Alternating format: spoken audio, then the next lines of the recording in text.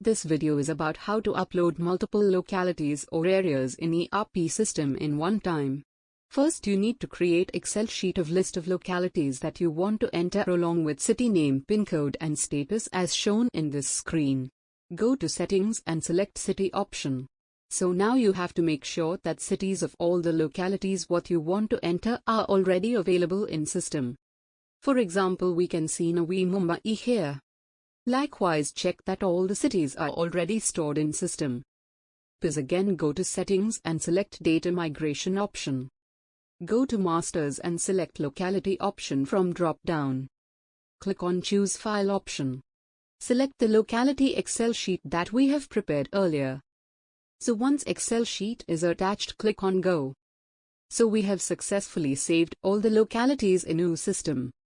Thank you. See you in next video. Bye. This video is about how to set prefix for invoice in ERP system. Suppose you want to add current year as prefix for invoice, then there are some settings that you need to make. Go to settings and select process type option. Here you have to create one process type name PC_print invoice number prefix. And click on save. Now go to settings and select process configuration option. In process name select invoice. And process type select the process type that we just created. And click on add. You can see the changes below. And click on save.